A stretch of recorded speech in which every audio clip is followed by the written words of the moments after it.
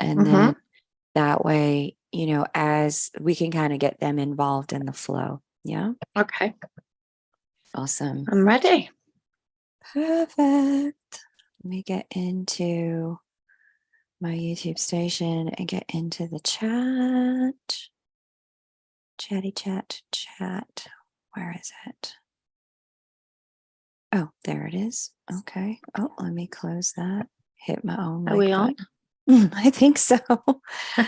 I'm trying to find where is my chat. Oh, there's my chat. Hi. Okay. Hi. You got it. Hello. Yeah, I think so. I put it there. Welcome, everyone. How is our sound? Welcome, Madeline Jones. Avarella Marie says, hello, Charlotte. Swatinanda. Hello, Kay and Charlotte. Hello, Swati. We've just done a Reiki Masters class with a bunch of these ladies that are probably showing up. So we're all buzzing. It was lovely. Yes. I'm so happy to hear that. Good vibes. Totally good vibes. Welcome in, everyone. Okay, they're confirming they can hear us. Allison's here as well. Hey, Nice. Moniquita. Nice to see you guys. Awesome. If you guys can give this a quick thumbs up, that would be amazing. Yay. Helps the content circulate and more people meet lovely Charlotte here who are ready for her wisdom. So much fun to be here with you guys. Caitlin, yay. She says, I never make a live and I finally did it. So excited. Your hello from California to you, Moniquita. That's awesome. And Mary Hernandez Walker's here. Wonderful. Welcome to the second to last interview of Creator Conference. I'm almost a little bit heartbroken that they're coming to a close. Hey, Allie, great to have you here. Oh, hi, Allie. So much fun to do. And for our grand finale, drum roll, please, we are joined by the illustrious, luminous, and wisdom-bearing Charlotte from Happy Twins 1111. If you guys know her and you know her channel and her work, you're already familiar with how extraordinarily she pulls information for the collective through her mediumship and channeling abilities.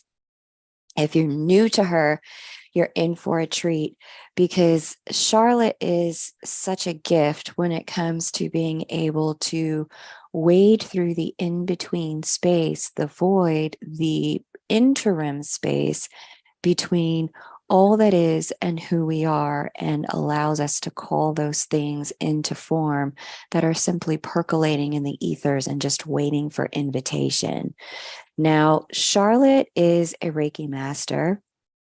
She has also recently taken on sharing with people the Moon A key rights. And in addition to that, she is, you could say she's a tarot master, and she provides something called spirit release therapy for individuals, families, and couples who are looking to get that spirit release, that mediumship work that allows you to release some of the shadow aspects of, not just self, but also, if there are interdimensional parasites, we know that there are things that exist. You've thrown about the big terms. Things that, you don't want to hang out what's in an you. interdimensional parasite? Hey. Yeah, all the nasty stuff, we clear it all away. She clears it all away. Now, Charlotte picked up her first set of tarot cards when she was 21, and she said she didn't really understand them at all, and it took her 20 years to understand the meaning of the cards. But it was after her awakening experience that she decided to start her YouTube channel. And when she first started the channel, she thought it would just be a hobby, something fun. It blew up. And she's continually humbled, she says, by the intrinsic nature of just living, what it means to be a spirit in a body. She reads for people and services them all over the world. And one thing she's learned about people from reading is that everyone at some point is in pain. We all have a shadow, and it's her mission and hope to share light and truth in a way that we can each receive it and step into it at the rate and pace and manner that is aligned for us. Charlotte, welcome. It's great to have you here. Thank you. What an introduction. What an introduction. That was beautiful and very humbling. Thank you. Hilarious. I'm just saying the things that you know about who you are. Come on. Oh, thank you. I appreciate it. I can't agree with the wise part though. And I think now more than ever, that's really proven to me. You know, I've always said the wisdom flows through me, not from me.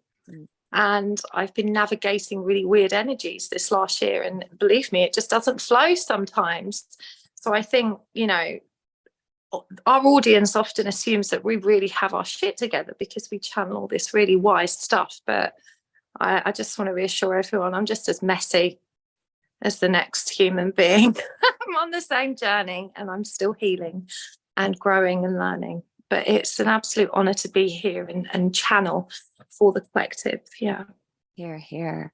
So Charlotte and I are going to have a little bit of a chit chat about counterintuitive truths about manifestation. However, in our pre-show chit chat, Charlotte was reminding me that her gift really flows through the instigation of question that's brought, the inquiry that's brought to her.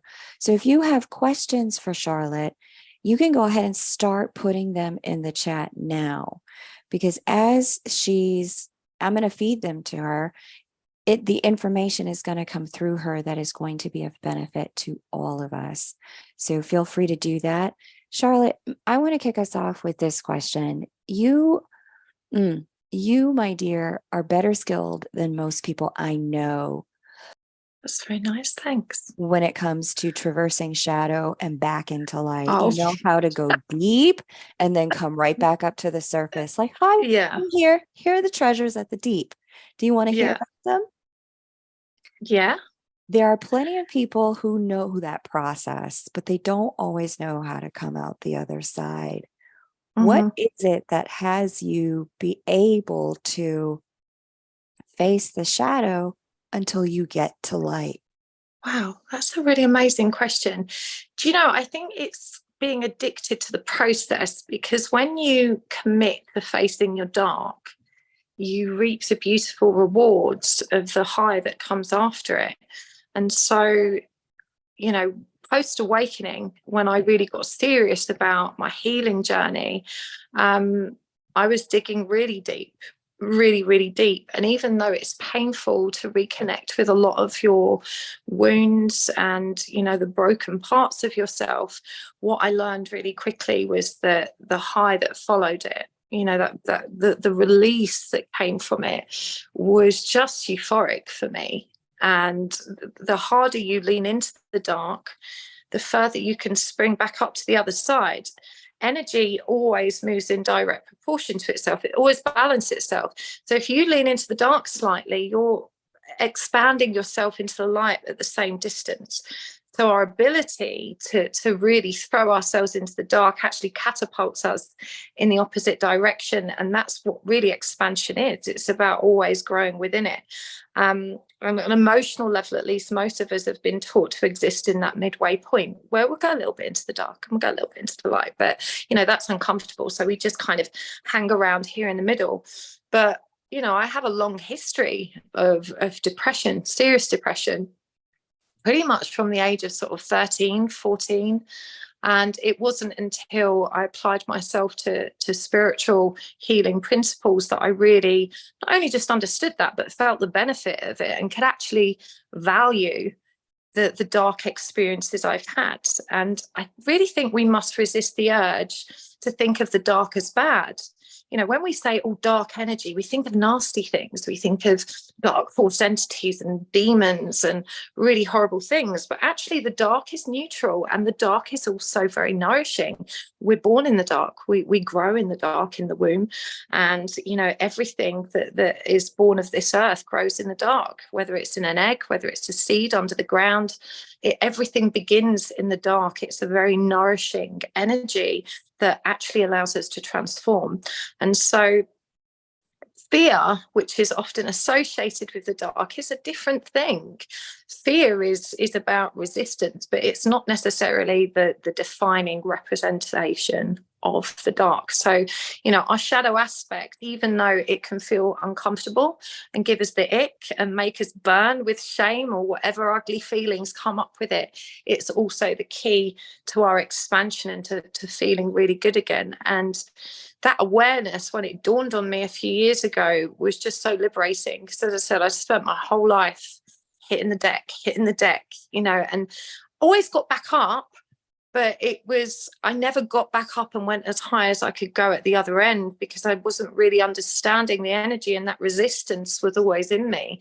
When we fall down, we resist it. It makes us angry. We don't want to feel it. We want to get out of it as quickly as possible. So learning to surrender to it, I think, is what's been my personal strength in healing myself. And very grateful for it. Extraordinary. Thank you for sharing that. Now, Okay. the reality of life is that lives, right? So Yeah.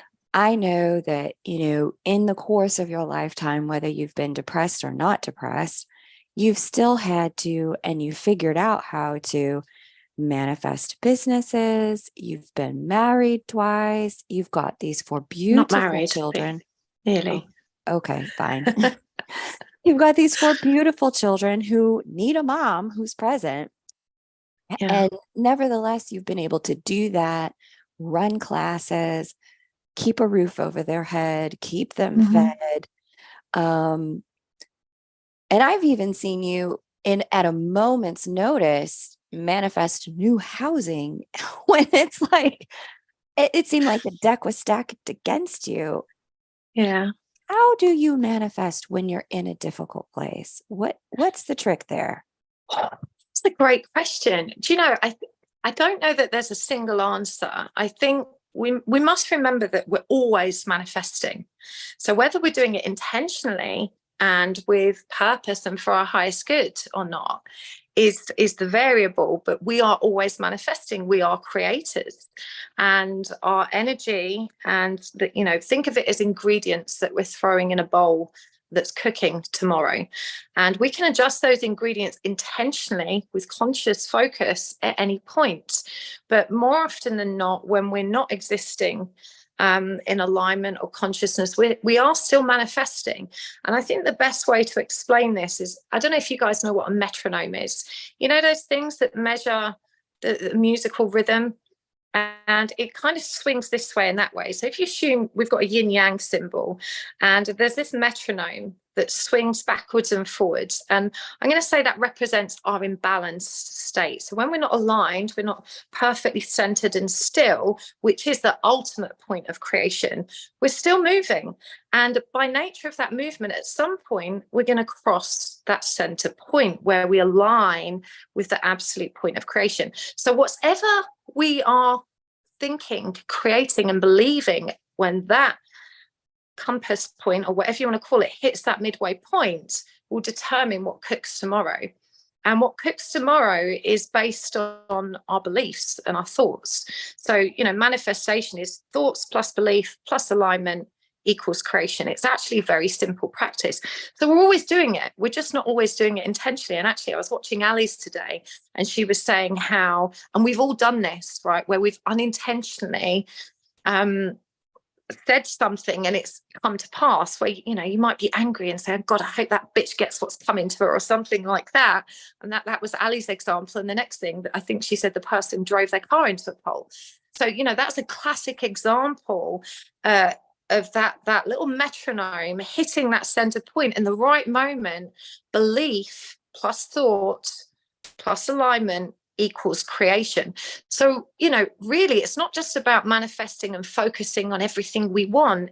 It's about recognizing that we're always manifesting. And so the more aware we are of our thoughts, the more we're working to reprogram ourselves with healthy beliefs, because we've all got crazy ones, we've all got chaotic ones that don't serve us, really is the fundamental principle of what it means to manifest in productive, positive ways. So, you know, most of us career through life accidentally manifesting. And really, it's a point of focus. And science really fascinates me now. Neuroscience has come on leaps and bounds and has evidenced how we manifest physically.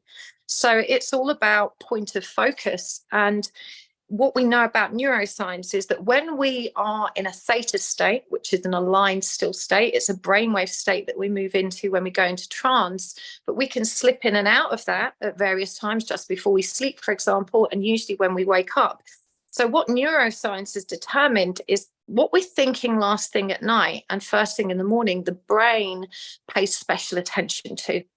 And based on what those thoughts are, it's going to fire up action centers in the brain to help you notice and identify opportunities or scenarios that align with that focus. So if you're going to bed procrastinating, worrying, having really low vibe thoughts, angry, resentful, bitter, and you're waking up and you're, you know, oh God, I don't want to get out of bed. I hate today. I wish I was dead.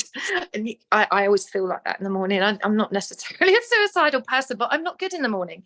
And I spent my whole life being completely unconscious of the fact that before I sleep and when I wake up in the morning, my brain is grabbing those thoughts and saying, well, this is obviously really important because she's thinking about it at these critical times. So we're going to use that information to help her throughout her day.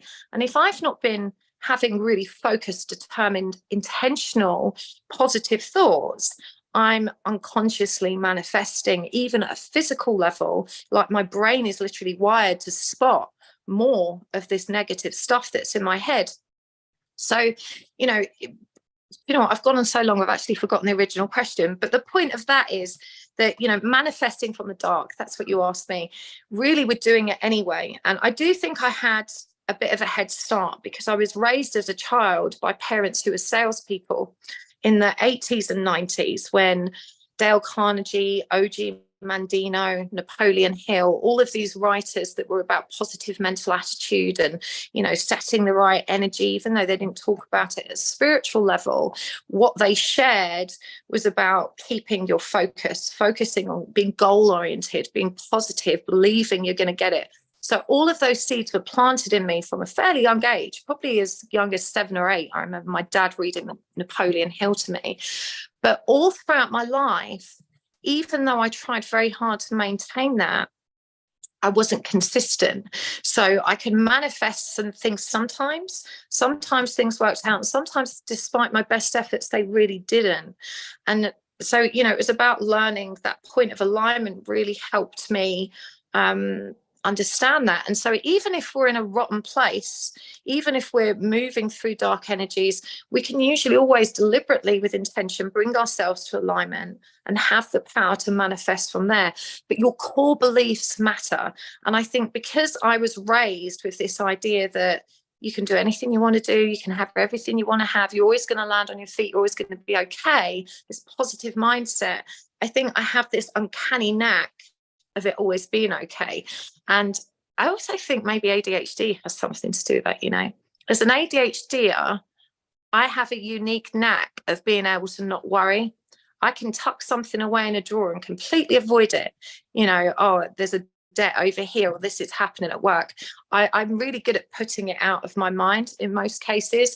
It's relationships and emotions where I struggle to avoid it in the same way. But when it's situations outside of me, external stuff going on, I have a very good knack of like just trusting that it's going to work out okay. If I can't fix it now, I'll just leave it over there and ignore it because it's going to be all right anyway. So I think your core beliefs matter.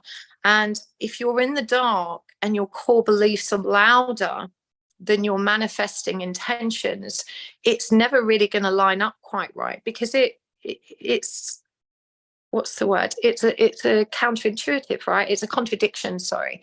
So, you know, you might be sitting here saying, well, I really want to manifest £10,000 so that I can do X, Y, Z in 6 months' time.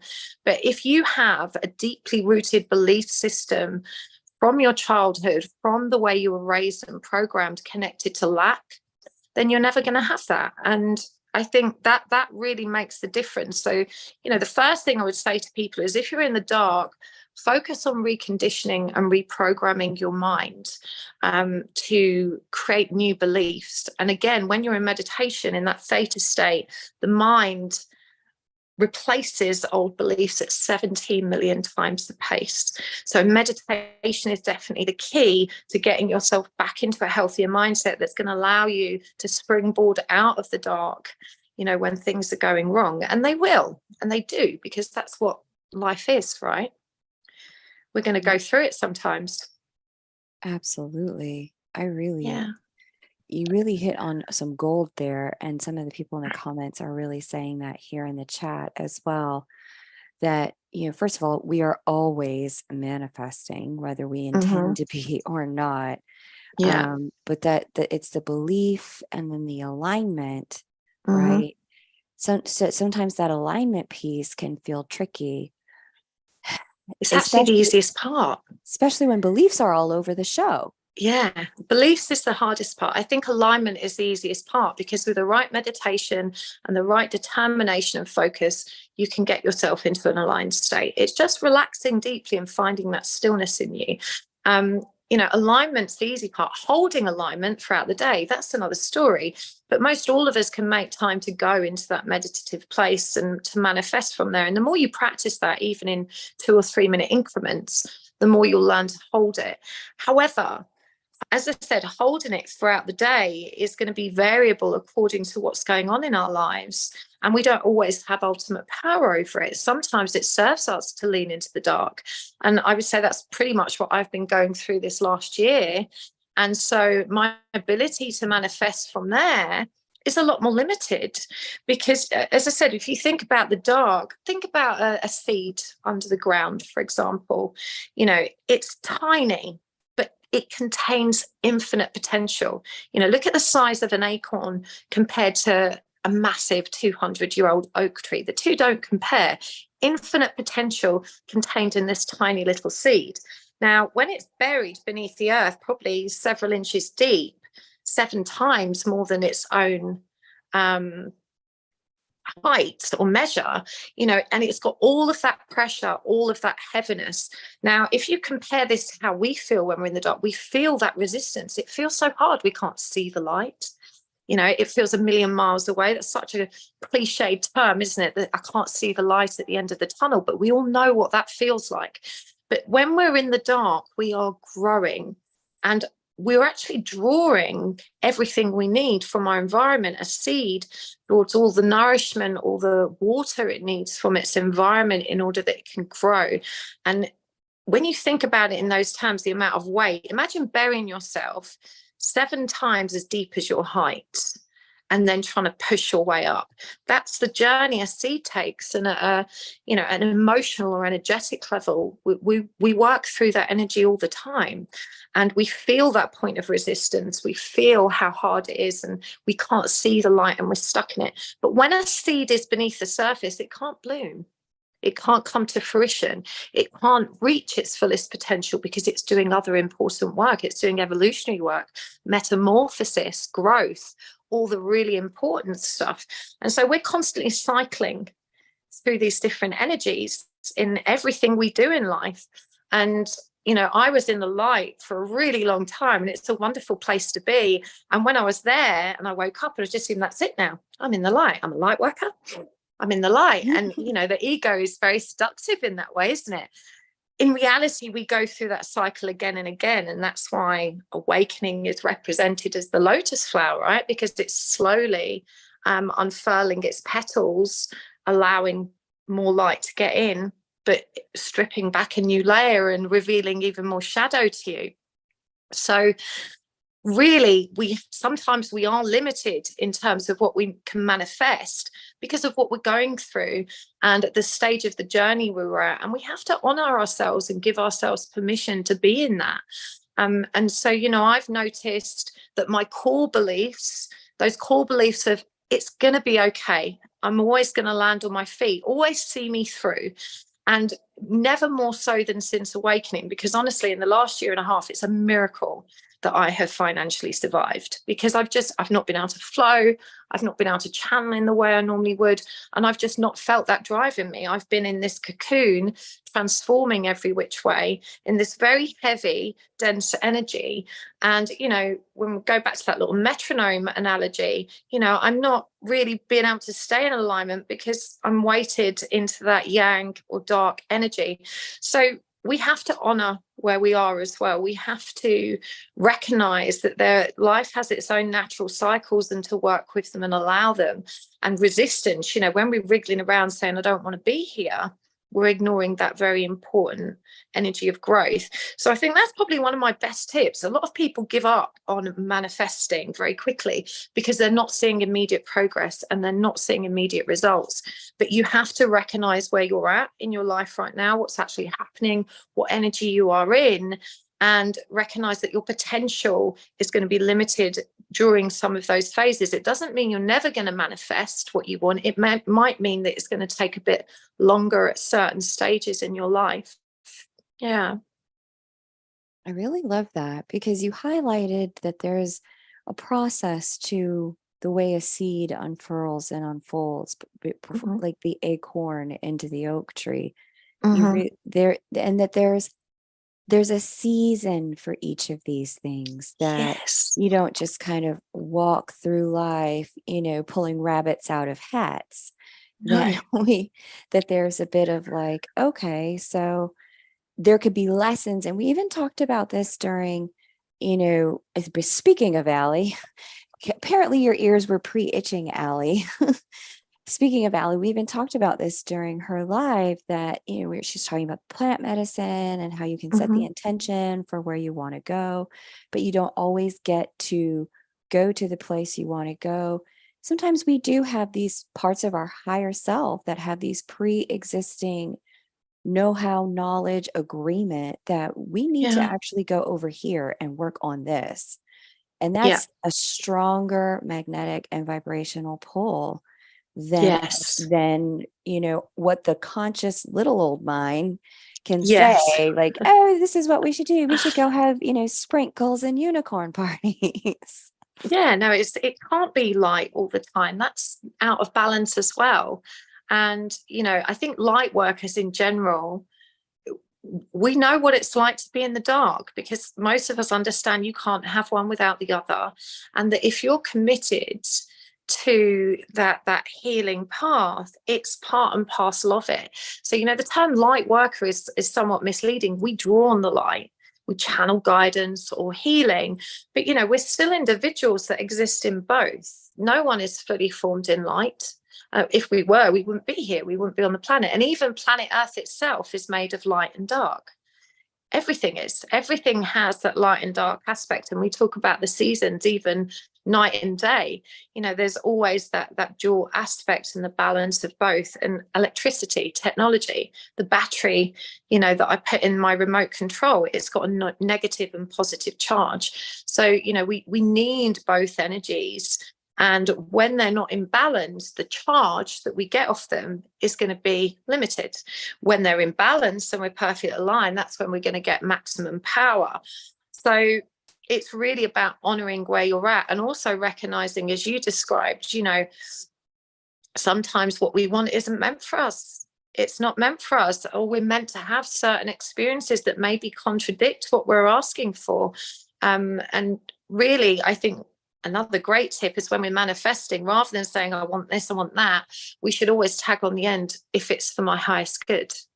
And be careful what you manifest, because sometimes, you may get, more of what you don't need. And even though I think our natural true path is always magnetizing us back with enough strength and resistance, because we have free will, that's our superpower as humans, we can get pretty far away from where we're meant to be.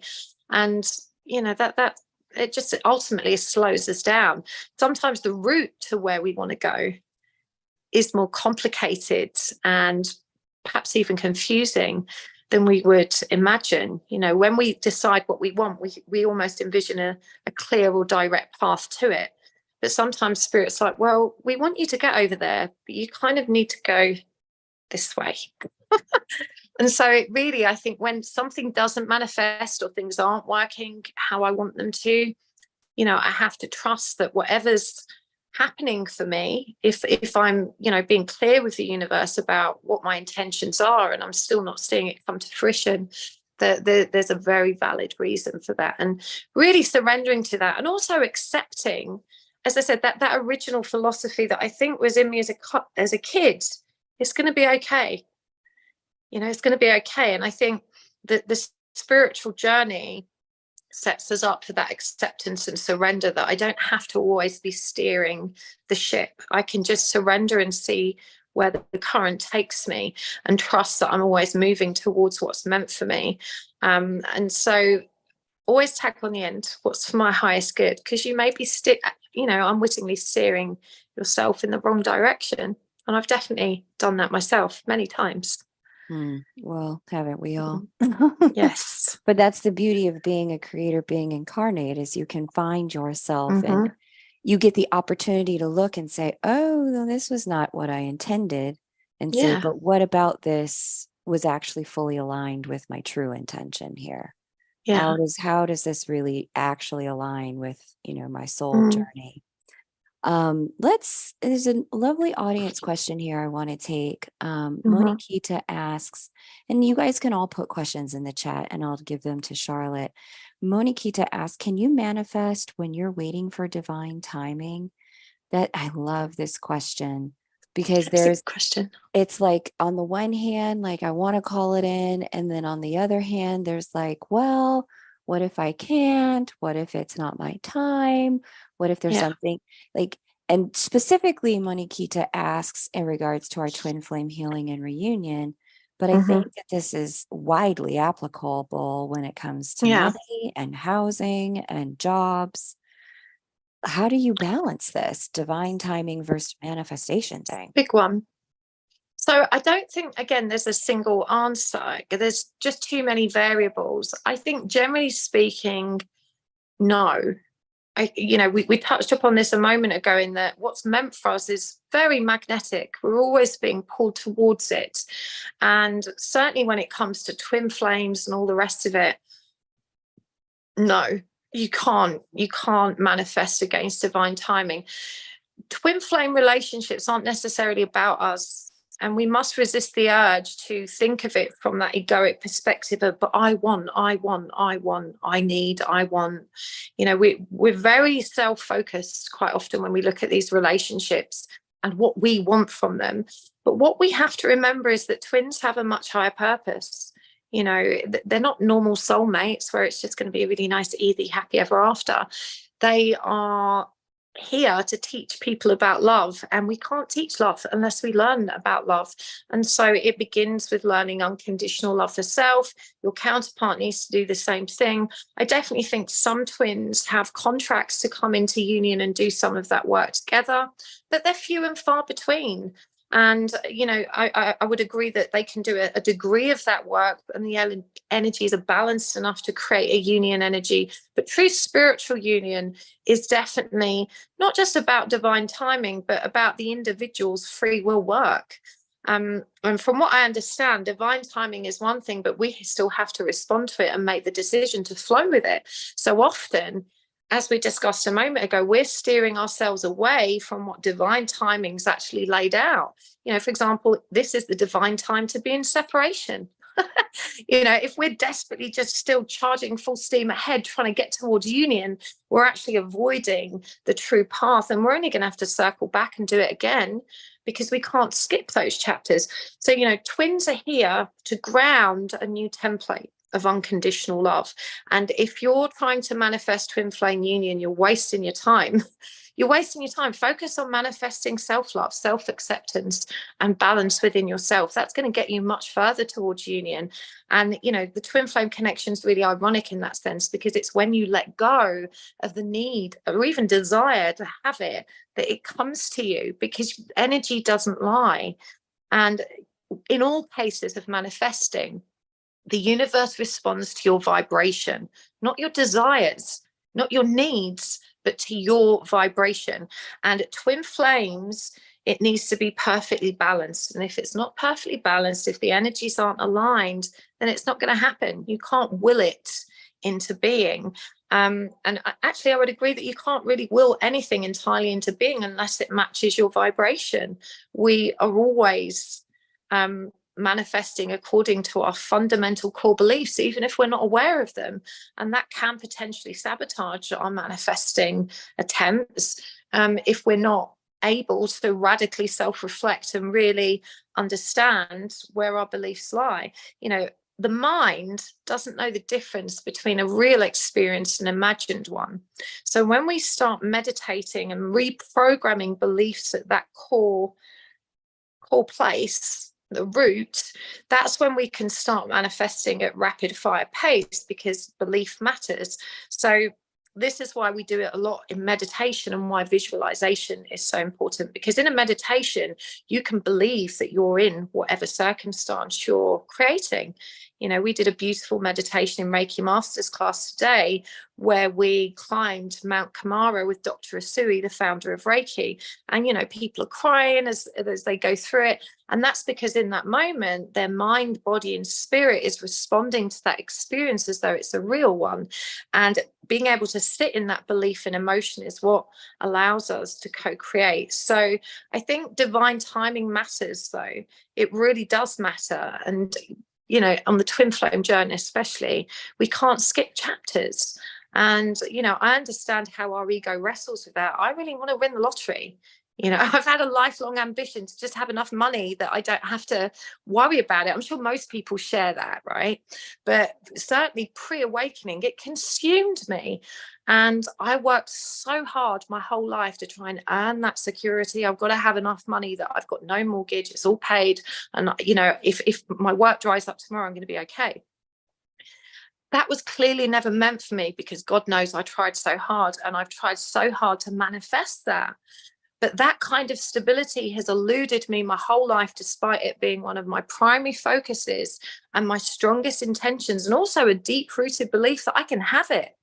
So, you know, the reason I'm not there yet is because it's not time for me to be there, because I'm learning something important following the route that I'm on. So I definitely think, you know, but we do have to respond to divine timing when it's present, because as creators, having free will, which is our superpower, we're literally little gods in our own body. Once that opportunity is presented by divine timing, we still get to choose if we want to flow with it, and we can miss that boat and have to wait for it to come round again. And I think you see this in astrology, right? When the transits come round, now is the perfect time to do this. You don't have to, but everything's aligned for this to happen. So, you know, I think divine timing matters a lot. Yeah. He's still there. Yeah, I had just muted myself. I try to do that whenever it's not my turn to talk. That's all right. I thought I'd got cut off for a minute. No, but that's wonderful that you said that. And there's a follow-up question to this here in the chat from Swatinanda. Mm-hmm. How does past life karma play a role in manifestation? Is there any connection that you have seen? I think it depends how you define karma. There's I define karma as it's the coursework we're doing. So, you know, I very much see each individual incarnation as a learning opportunity. Think of it as I'm going to college this year, and this is a subject I'm studying, and these are the modules within it, and these are the core subjects. And, you know, I don't graduate until I've learned that stuff. And I definitely think that karma is more about learning, and that those learning experiences help to expand our awareness and also help us to expand in love. So definitely, like I said, in fact, the example I just used of me trying to manifest all this money so I don't have to worry about bills anymore and I can feel safe. As I said, I couldn't have tried harder. And likely there is something about the lessons I'm learning in this lifetime, perhaps to exist without that, to find that comfort or peace or stability or security in some other way. I'm still figuring it out. But, I think it's a fair assumption that the lessons we're learning may contradict the things we're trying to manifest. And that's because we're manifesting from our current zone of awareness, which is, powered by this operating system of the ego and the brain. And there's a very limiting vessel that we're in, the human body. And so we don't always know.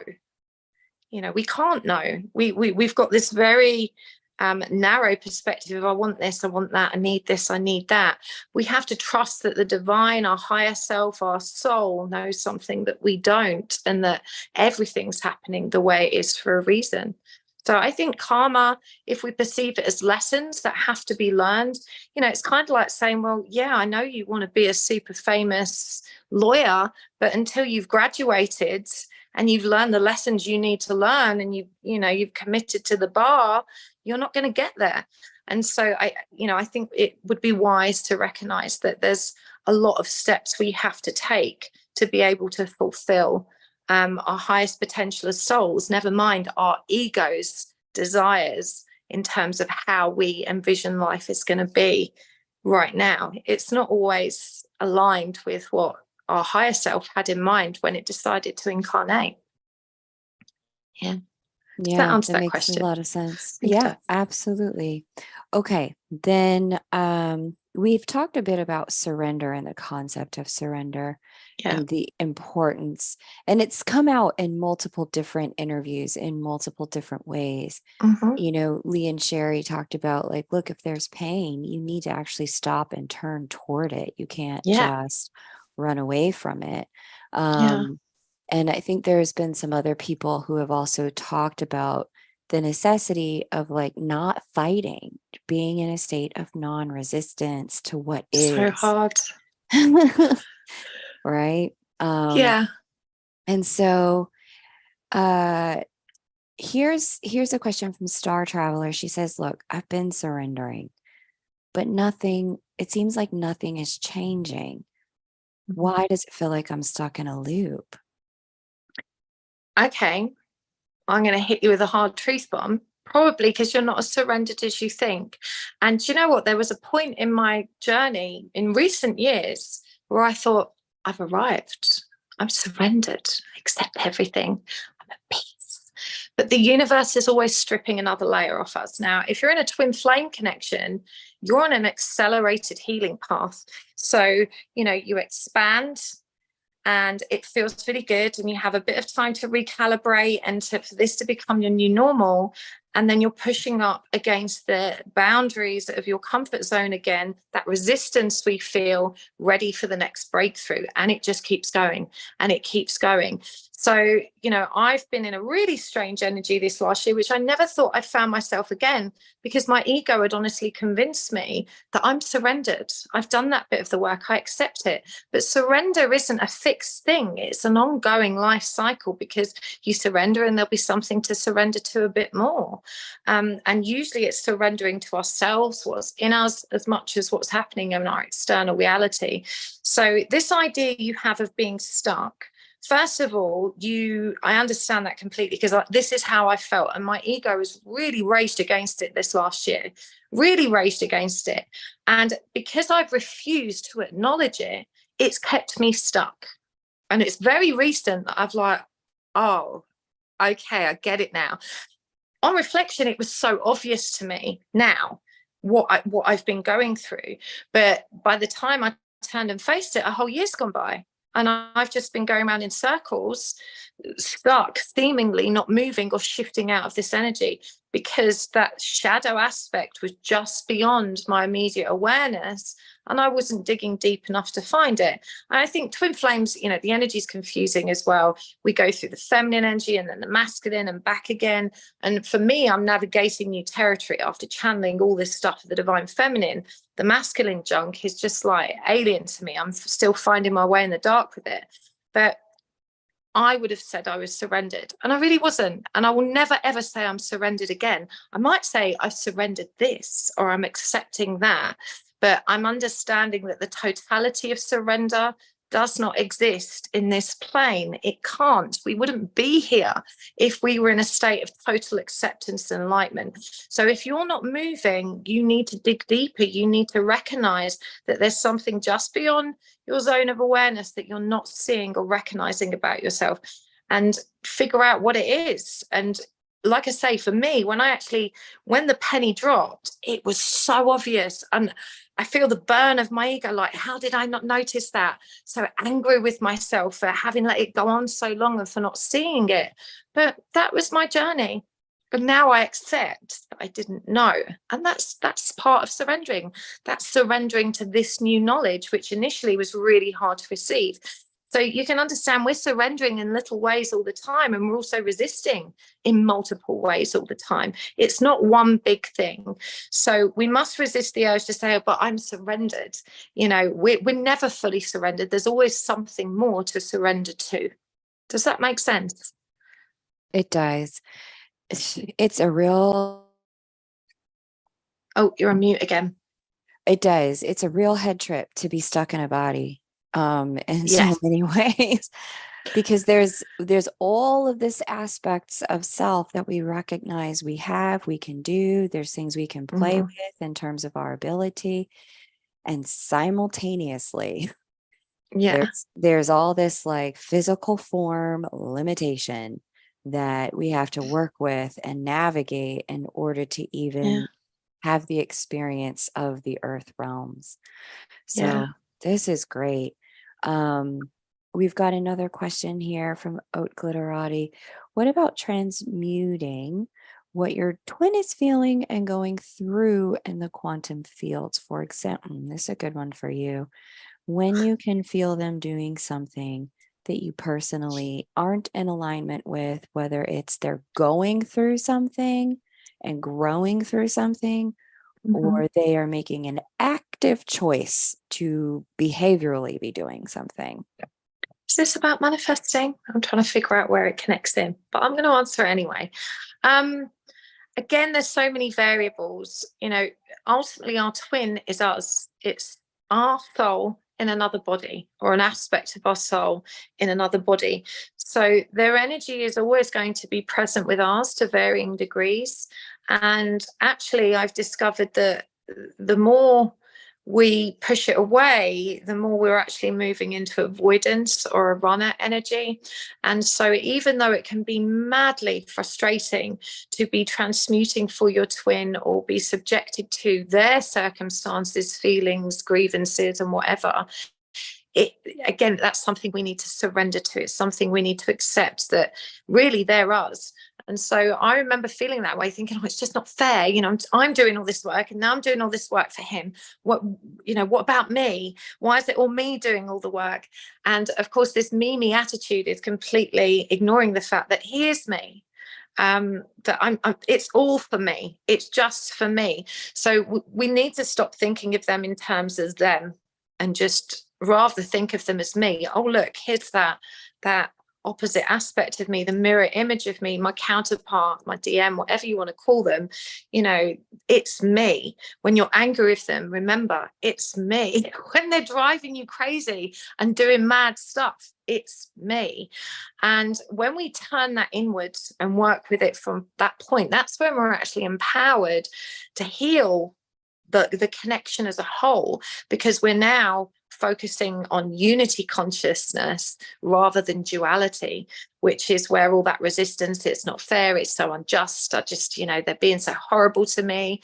When we start recognizing that that's an aspect of ourselves that reflects how we truly feel about ourselves, how we truly treat ourselves at a deeper level, it's in there even if you can't see it, that's when we really start to break through.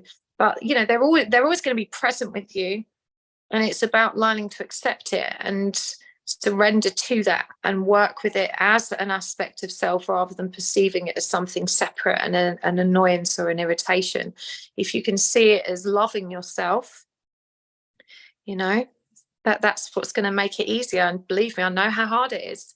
And I've been a really deep avoidant energy the last year, and I've not even known that about myself. I've not even recognized that about myself. But when we're in that avoidant energy, we can get further and further and further away from the connection. And so you hear people say, yeah, I'm surrendered, I never think of my twin anymore, or they don't bother me astrally anymore. That's not surrender, that's avoidance. You think of two magnets, the further away they get from one another, the less the magnetism pulls, right, until eventually it disappears altogether, because there's so much distance, and all of a sudden you're not feeling them anymore. But we're meant to be coming into unity. So if you're not feeling your twin, I'd be more worried. It's actually much more progressive to be facing them head on and dealing with this constant energetic interaction with them. If you can't feel them at all, chances are you've pulled back and are in an avoidant energy without realizing it, as I was. Yeah. I love that you clarified that. Thank you. The distinction between surrender and running, or avoiding and surrendering, because ultimately the manifestation of union, if that's what people want to experience, is through the experience of moving toward, as opposed to moving away from. And that does require, as you said, really turning and facing, look, this is me, this is my stuff too. And Agnes talked in depth, for anyone who wants to go deeper on that specific thing. Agnes Vivarelli spoke in depth about that yesterday in the Manifesting a Specific Person conversation, because there was a lot that she had to bring to the table. There was a lot that she had to do. And in her recounting of the story, there was none of the like, well, why is his stuff my problem? She just shared what she did in order to have what she wanted.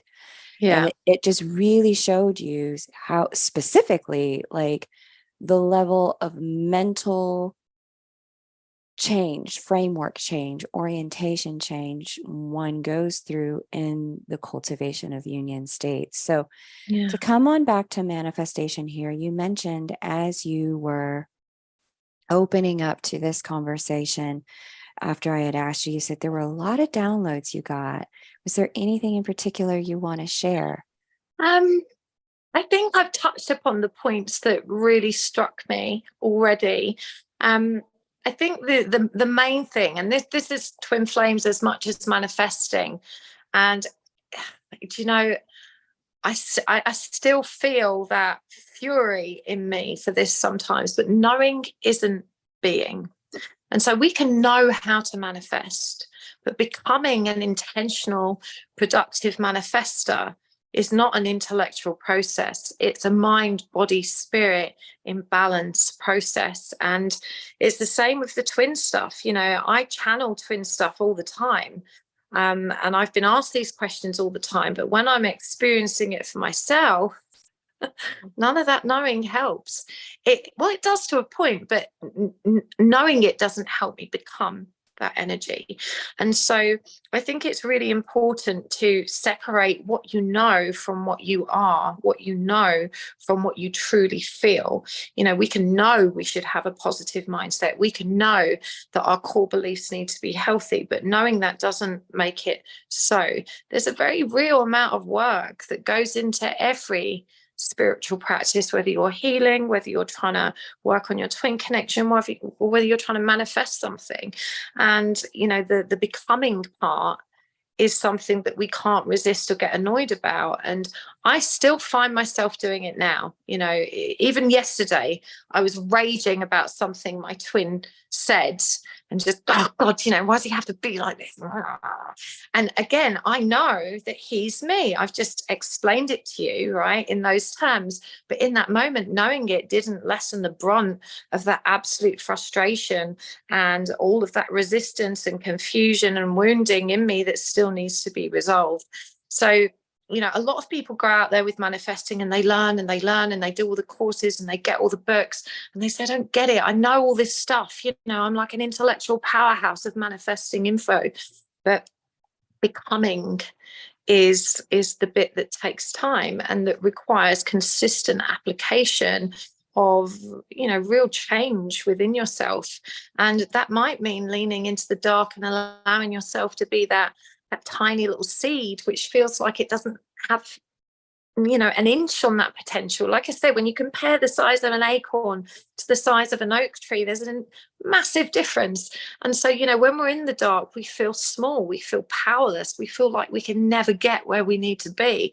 This idea of being a big, tall tree is a million miles away. It's almost inconceivable, because we have to go through that process of becoming, of pushing through that resistance. And, even once we burst into the light, finding that balance within it. An interesting thing about trees is that their root systems are as deep as the tree is tall. They literally exist in perfect balance. And we need to as well, to be able to reach our fullest potential and manifest, what's meant for us. Yeah. Just looking at my notes, I did write some things down, actually, see if I missed anything. Okay, take your time. No, I think I've said all this stuff. So opportunity mindset, I think I touched upon that, about that morning and evening thing, and I think that's something that was trained into me from a young age. But in fact, I'm going to share this story with you because I think it really evidences how, despite one core belief that supports what I'm manifesting, there was another that didn't allow it to reach its fullest potential and kept sabotaging me. So whilst I believed I could achieve lots and I can make lots of money, I'm really good at making lots of money, but I also had a belief that around lack, and a conscious belief, because when I grew up, my parents were either rich or they were poor. There was never any balanced period of stability. One minute we're living in a great big nice house, the next minute we're living in a pokey really crap one. And one minute we've got lots of money and the next minute there's not enough for anything. It was a constant swing from one extreme to the other, and I had none of that stability which as an adult I've craved. So by the time I left home, I'd had more addresses than birthdays. So on the one hand, I've been programmed with this belief that I can have it all. But on the other hand, my experience and what was reinforced through that programming was that it won't last and that you can't hold on to it. So, I spent all this time manifesting, but I could never keep hold of it, because there's a fundamental part of me that believes that's what's going to happen. And at a deep subconscious level, I'm always waiting for it to run out. Even if I'm not consciously acknowledging that or reaffirming that in my mind, that's my programming. I can make loads of money, but it's always going to run out. It's never going to last, because that belief is just as deep as the other one. So, we have to recognize the opportunity mindset can only work as far as our beliefs allow it to. Focus on what's important before you go to bed. Focus on it before you wake up. If you're not seeing results on what you're manifesting, then you need to really seriously consider that there are beliefs that stand in your way, divine timing, karma, or lessons that stand in your way. Or maybe it's just not for your highest good. But as I say, I can't emphasize that point of becoming. It sounds simple. Belief plus thought plus alignment equals creation. But in principle, there's a whole load of wires crossing over that can distort each of those aspects. And that's part of the fun, isn't it? This is the journey that we're learning. If manifesting was so easy, we'd all be doing it.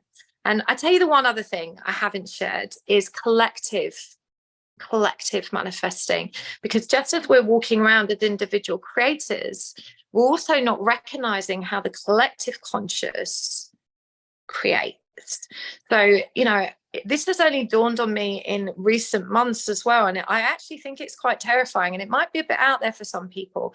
But I was starting to think, why is society obsessed with fear-based news and fear-based movies and fear-based TV? And isn't it interesting that everything bad that happens there's been a film about it first. The Simpsons predicted it, or, it's been out there first.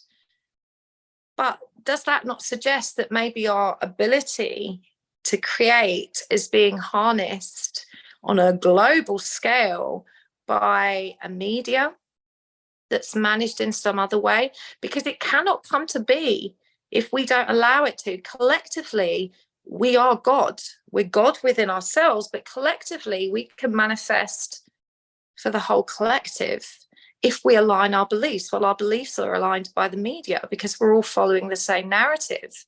And it's really hard to ignore it and to get away from it. But, you know, if we could collectively work together on a better focus, which I think what we're seeing happening with the age of Aquarius and people waking up and, you know, people learning to exist in kindness and to be more loving. But, you know, the media has a lot of power when it comes to setting our beliefs, which are just going to align at some point. And the whole collective is doing the same thing, watching the same thing, understanding the same thing, manifesting perhaps something we really don't want. And so on that note, when it comes to all the chaos that's happening in the world, I do not consent. I'm dreaming. This is why I love Moon Key. Moon Key is about dreaming a new earth into being an earth that our children's children's children will love and appreciate. And, you know, collectively, I think it really summarizes what light work is, which is to, you know, believe in something better despite the noise and the fear-based narrative, to trust, and perhaps we can shift timelines. You know, I was thinking maybe with the Mandela effect, you know, how some people remember it was mirror, mirror on the wall, and others it's magic mirror on the wall. To me, that's evidence of shifting timelines, different beliefs, creating different experiences at a collective scale, perhaps. So I think we've all got a lot more power to create and manifest a beautiful, positive future for all of us if we can work together on focusing on those beautiful intentions. And that's something really special as well, because we've got each other. But, you know, we are power, we're energy. Human beings are energy. Nikola Tesla knew this. We know this. We have a positive, negative charge. We need to be grounded. Science is catching up. And I find it all very exciting. So good. Thank you for sharing that. There is something very powerful about collective energy and movement. And I love seeing, you know, as Pluto moves into Aquarius, I've been talking about this inside of the lunar updates, where Pluto goes, power flows and follows. And Aquarius is the sign of collectives. Capricorn, where it's been for the last 14 years, has been the sign of corporations. And now that Pluto is anchoring himself in the sign of collectives, we're seeing more unions stand up for their employees' rights. We're seeing more groups of people say, no, you can't treat the earth this way. We actually want to treat the earth a new way, a better way. And so there is collective movement and power in collective movement at this time in a way that there hasn't been in a long time here on earth, because it takes Pluto, I think, 248 years to get around the wheel. So it's been a long time since we've had this energy of power sitting in the sign that deals with collectives and groups. So you're right on target with that. I'm really happy to see it. Questions are continuing to come in, as well as loads of appreciation for you. There's so much love here in the chat for you. How many more questions do you want to answer? I'm okay. You good? What time is it? Yeah, I'm good. I'm good. Let's keep them coming. All right. Then we'll keep playing. So again, topic is manifestation, and Charlotte is bringing this wisdom. She's channeling this wisdom to us. So any questions specifically about manifestation is where we want to keep the conversation focused, or any clarifiers for what Charlotte has shared. Soul Desire asks, when of the subconscious beliefs that you were talking about that can get in the way of bringing a manifestation into form, how the heck do you reprogram that stuff? Is it affirmations? Like what? What do you do? Great question. Okay. So, well, let's think about how it was programmed in the first place. It was programmed through repeated confirmation and experience. So if we look at this on a smaller spectrum, you know, if I grew up every day with my mum saying, you're beautiful, or you're ugly, or you're something else, if it was repeated enough times, you know, it would be absorbed as a core belief. And so we have to bear in mind that we're dealing with lifetimes of affirmation. And that affirmation may have come from outside of us. It's a seed that someone else planted, and it's grown in us because there's been enough repetition, enough confirmation that it's stuck. So I'm sorry to say that the way to unpin it is the same way that it was created in the first place, repeated affirmation. Now, the good news is, and again, this is where neuroscience is catching up with spirituality, we have proven, or not we, I can't claim any credit for it, but neuroscientists have proven that when we affirm or intend new beliefs in a theta state, in a meditative brainwave state, that the brain reprograms itself at 17 million times the pace. So, you know, the short answer to that is meditation, but deliberate, intentional meditation. But you have to first figure out what that unhelpful unconscious thought is, so that you can start replacing it as the polar opposite. So when I coach people in self-love, one of the first things I ask them to do is write one list of all the good things about yourself, all the things you like or love about yourself, all the strengths, skills and qualities you know you have, all the healthy, happy beliefs that you have. Get it all down on paper. And then on the other side, do all the stuff that you know doesn't serve you, the things that you think are weaknesses, the things you don't enjoy, aren't good at, or can't trust in, the shadow aspects and unhelpful limiting beliefs, what you don't like about yourself, what you struggle with. Get as much of it out on paper as you can. It's only scratching the surface. You're only going to get the first layer of it, but it's a start. And usually your shadow list will be much, much bigger than your light list. If you're anything like most people, the shadow list of the things you don't like about yourself, the things that you know, the limiting beliefs you have, and there'll be tons, like I said, that won't be conscious yet. But first, work with what is conscious, work with what's at the surface. Once you know what's on that list, and you know what's on that list, you know where to start. So let's say that one of the limiting beliefs come up and you think, well, you know, I've always wanted to be, I don't know, a famous actress, but I just don't believe I've got it in me. You know, so you'd literally take that into a meditation, and you'd keep saying to yourself over and over again in that theta brainwave state, I have the potential to be a very successful actress. I can be a successful actress if I want. And so, you know, the brain, and you can actually watch a video of this. If you Google it, it's so very cool. I can't remember what the little part is, but a synapsis, it's a little tiny microscopic fragment. We can see new beliefs forming and old ones dissolving.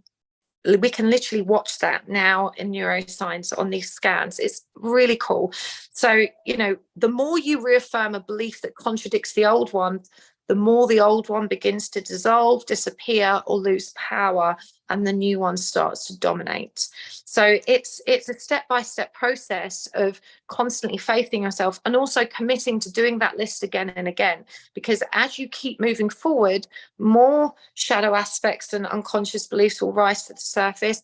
Pay attention when people that care about you point them out. Sometimes it's really hard to accept when someone says, actually, I'm seeing this about you. And we're like, I'm not like that.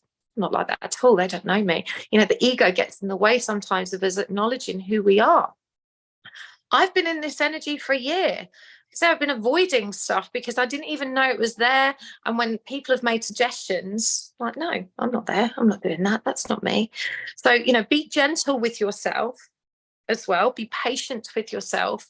And when you do, I don't know about everyone else, you know, my ego is a bitch right now. I would have said 2 years ago, my ego is so balanced and so surrendered and great.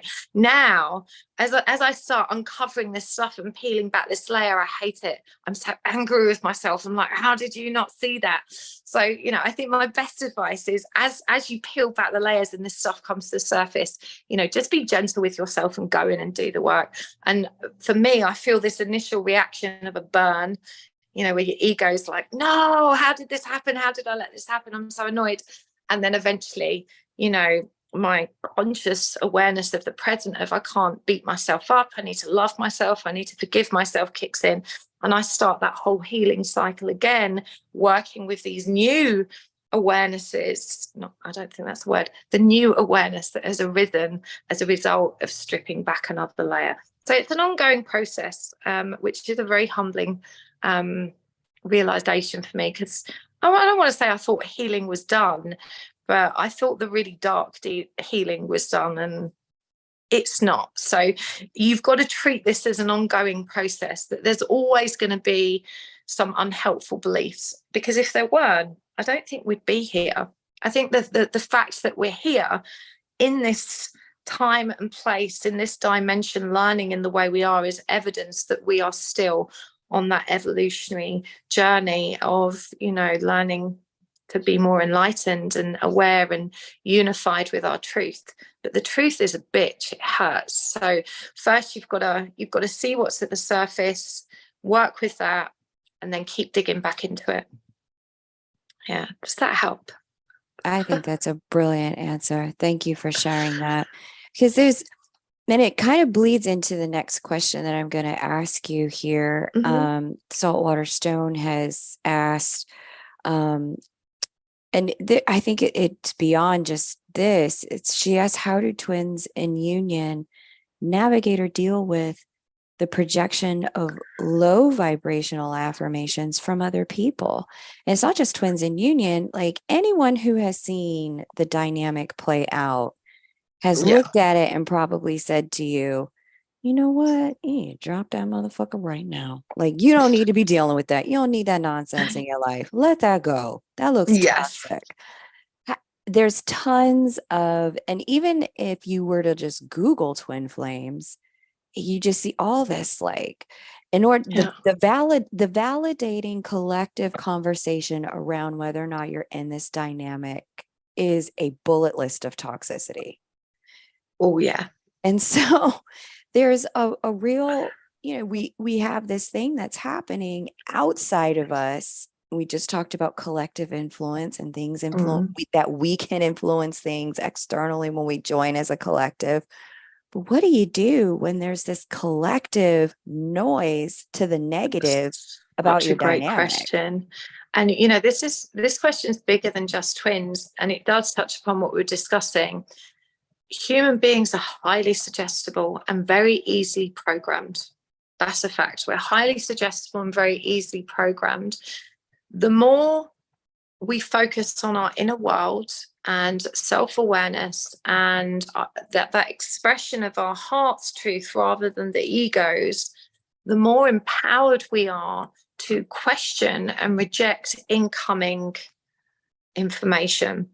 So, if you think about how suggestible we are, like I said, if I grew up with my mum saying to me every day, you're beautiful, or you're ugly, or you're something else, just through repetition, eventually that's going to anchor itself. And that's going to shape who I become, what I believe about myself, and what I believe about people around me.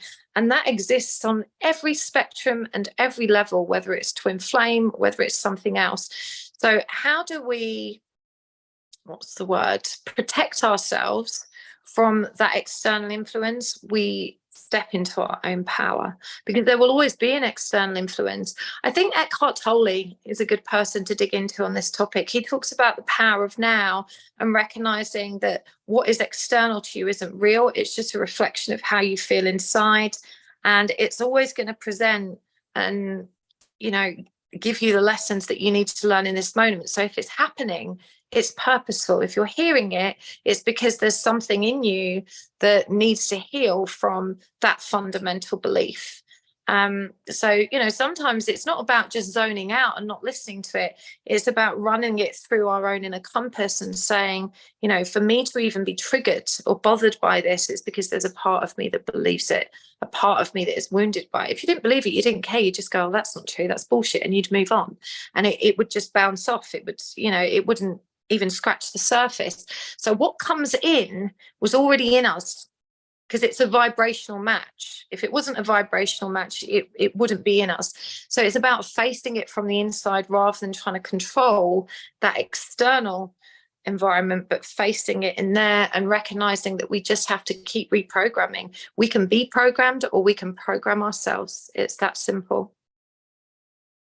Absolutely love that answer. Thank you. And there's resources here in the Creator Conference playlist for you guys around this. Everything you just said, Pamela Osley validated when she talked about shifting timelines and navigating to parallel universes. Yeah. And also with the work that Natalie of Your Affirmation Station has provided around the power of words to create worlds. It's the least watched video in the playlist, but it is probably the most practical hands-on. Here's how you do this. So I'm going to recommend you all go have a look at that and have a listen for the way you can actually grab onto your joystick, your game controls here, and shift yourself on the timeline to where you want to be. Get into that alignment that Charlotte was talking about with the metronome. Yeah. I love that you provided. It's just so clear in the way that you laid it out. We've got another question here from Alana Bulker. She says, Abraham Hicks cautions against reaffirming negative beliefs. Yet programs like AA have people affirm every meeting that they are an alcoholic. Like 12-step systems, I guess she's referring to. What can we do for ourselves or for those we love that are stuck in these kinds of loops? That's a brilliant question. I'm inclined to agree with Abraham Hicks. It's wise to recognize the limiting belief and the unhelpful thoughts and what we are, such as, I'm an alcoholic or I'm this or I'm that. But I think it's probably sensible not to dwell on it or repeat it too often. Instead, follow it up with something positive. So, I'm a recovering alcoholic, rather than I'm an alcoholic. You can reshape or reframe it. We can do that for ourselves, but we can't really do it for other people. We can certainly help. We can offer reassurance. We can offer assistance. But probably one of the most maddening things, and anyone that's ever tried to heal someone else will, I'm sure, agree, we can't save other people, and we certainly can't save them from their own limiting beliefs. Even if what we pump into them with enough time, commitment, and dedication helps elevate them a little bit, they're going to fall right back to where they were when you stop filling them up with all the good stuff. So it's kind of like filling a bottomless hole, trying to reprogram someone else. And I wouldn't even try it. Yes, we want to offer love and reassurance. That's part and parcel of, being connected and caring about someone. But really the impacts we can have is much more limited than the impacts we can have on ourselves. I always think it's more inspiring to lead by example, to say, well, this is what's really helped me, and to recognize also and accept that they may not be ready to step into that energy. And I think people that are on the twin flame journey probably really feel the frustration of that. There's nothing harder than seeing someone you love go through something you've been through, and what worked and what you need to do to get out of it, but they can't see it. And for whatever reason, they can't know or become or step into that energy that you're showing and presenting them. And I think it's wise to recognize that everybody is on their own path, and that path is none of our damn business. It's none of our business. Who are we to judge and say you should be doing this or you should be doing that, or isn't it time you did that? This is what worked for me. I am one of the worst people for doing this. It's probably why I'm so good at doing tarot readings, because I channel really easy for everyone else when I need to be focusing on myself. But in friendships, that kind of unsolicited advice comes very naturally to me, because someone will be talking about what they're struggling with, and it's like, I've been through this, I know the solution, I'm going to share it, I'm going to tell them what they need to do, and I can get really passionate about it. But what I've learned is what we're really doing is disempowering someone when we do this. When we're trying to heal other people, guide other people, direct other people in an unsolicited manner, it's different if they come and ask for us help. So when they come and ask, that implies that they're ready to do it, that they're committed, they're looking that direction. But when we bombard people with, you really need to do this, you really need to do that, or this has worked for me, and what we're really doing is saying, I don't trust you to do it, I know better. And it took me a long time to realize that about myself. In fact, I think understanding my human design and my strategy being wait for the invitation, I realized that my whole life I've been that person that just bombards you with unsolicited advice. And now in the role I have now as a light worker, people come and ask my advice and it flows beautifully and they accept it because they wanted it. But I've learned not to say that I haven't learned this. See, again, there's my ego tricking me. I do it to my twin all the time. I can't help it. It drives me crazy because he's so depressed, and I've been there and I know. So I do feel this, you guys. I get it. But we just need to focus on ourselves, and we need to empower ourselves to be the change we want to see, rather than, it's hard to see someone you love struggling, especially when you think you know the answers. But we've got to say to ourselves, well, there's probably something purposeful about the way they're navigating their journey right now. This is their path. I don't need to understand it or particularly like it, but really we do need to kind of accept it. And it is a maddening thing about people that care, and I think also people who see solutions. Some people have a unique knack for feeling into the energy and recognizing what the right path looks like, but giving people permission, lovingly allowing them to find their own way there, it can be tough, but it is something we must do. I'm learning that too. If my twin's watching this, he'll be like, yeah, she drives me crazy, always on at him.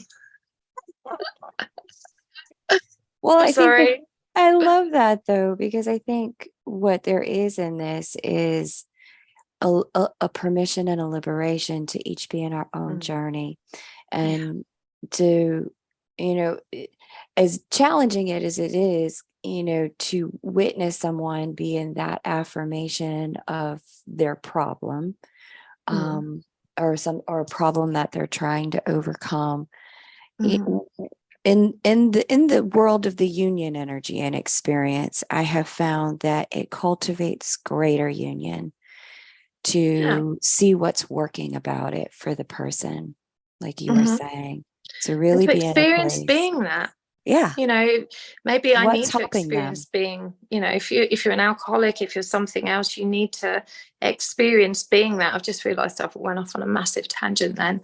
But yeah, sometimes, if we're affirming negative things, that's part of our journey. I think we should try hard to recognize a limiting belief, and always,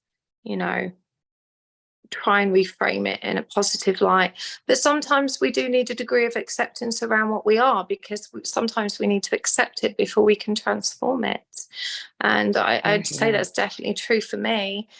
Sometimes if I can't acknowledge the energy I'm in, if I can't acknowledge what I am, then how am I going to get on the other side of it? So sometimes saying, as the example you use, I am an alcoholic, is the beginning step to change. I guess this idea that they continue to reaffirm that, people who go to AA will say always, even when they've been sober for 20 years, I'm an alcoholic. That I can't agree with. I can't see that that's beneficial. To me, I wouldn't practice that personally. I would say I'm a recovered alcoholic. I'm no longer an alcoholic. That's not how I'm defined anymore.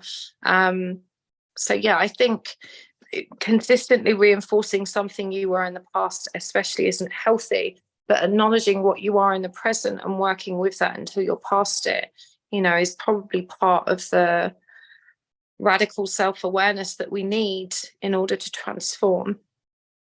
Yeah. Love that. Thank you. Yeah. They're on their surrender journey and writing us a permission slip to surrender to our journey too. Yeah. Really beautiful. Thank you. Yeah.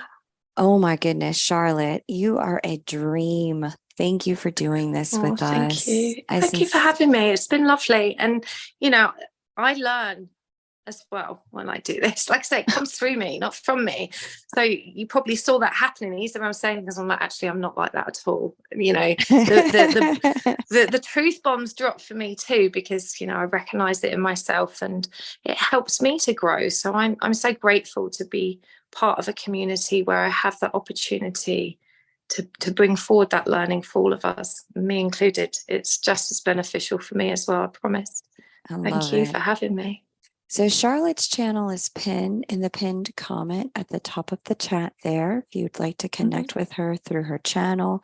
But Charlotte also has a website. I recommend you get on her newsletter mailing list like immediately, because on that newsletter mailing list, Charlotte will share when she offers coachings, spirit release therapy, Reiki, the Moon A key rights, and spots to be in Charlotte's presence fill up fast.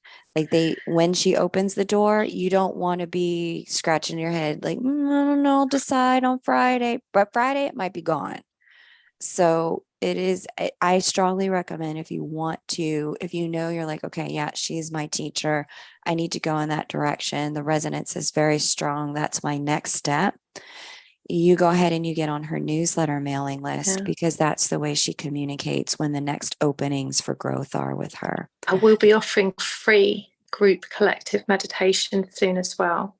So I was just going to ask you, you read my mind. Oh my God, we're in sync. Okay, go on. I was just going to say, what's on offer? What's coming up? Well, based on what I said about, manifesting collectively and dreaming a much brighter earth into being, it's been in the pipeline for a while to actually bring people together to do exactly that. So I haven't set up the first date yet. I normally do meditations on the portals. I'm gutted I missed the 7/7 because it's a number 7 year as well. But I will be back for Lionsgate, which is 8/8. And as I said, moving forward, those collective meditations will be free by donation if you feel like making one, just to help keep everything moving. But I think it's so important that we work together to anchor these new, healthier, more loving beliefs for our future as a collective, as a planet. And I'm happy to provide the space to do that. It's always so, so wonderful to meditate in large groups. The energy is just so wonderful. So if you would like to join me there, do definitely help the mailing list and you'll be the first to know. I'm really looking forward to it. And if you click on that link that I just put in the chat, and that Haute Glitterati put in the chat there, the mailing list is right there on the page. So jump on that list. And then when she opens up the meditation, for those of you who are light workers who feel called to contribute in collective mindset, collective energy shifts, grounding this energy through your body vehicle in a group, kind of activating, the heart grid across the planet, Charlotte's a great place to do that. So that on that page, it's the first thing you see to get on her email list. She's a great guide and teacher. And if you have the opportunity to study with her, it is unparalleled goodness. So I highly recommend it. It will up-level your life. Thank you, Charlotte, for being here. Thank you so much. And thank you to everyone that joined us. Yes. All right, everyone. Like I said, this is our finale run for the Creator Conference. The final interview that we're going to have will be on Monday with Peter McLaughlin of Blue Sky Hypnosis. He's going to have a conversation with us about getting into the subconscious mind, the reptilian brain, and the way that it can have us stay so attached to our comfort zone that we block our own manifestations. He's going to talk about how hypnosis can actually help us loosen the bonds of the subconscious brain, expand the comfort zone, and push past those blocks so that the things that we really do want to manifest, our light work, our businesses, our contributions, our love in the world, our transformations in our family, our transformations in ourselves, we can access that through hypnosis, and he's going to talk about how that works. So be sure to get on, subscribe, hit the notification bell. We go live at 10 a.m. Eastern, I believe, +4, that is 2 p.m. Greenwich Mean. So definitely join us for that. I'm really excited. Charlotte, thank you. It's been a treasure to have you here. Thank you. I'm so excited for that next one as well. That just literally is it sounds like the step-by-step plans that we need to resolve all the stuff I've just talked about. I will definitely be there. Somehow they all fell in divine order. It was just when people were available, and I was like, great, I'm slotting you in when you said you were available. And there's this wonderful flow through the week where it's just been like, here's the possibility, here's the tool, then here's the possibility, then here's the tool across all the universe knows. Yes, it has been magical like that. Thanks everyone for being here. Thank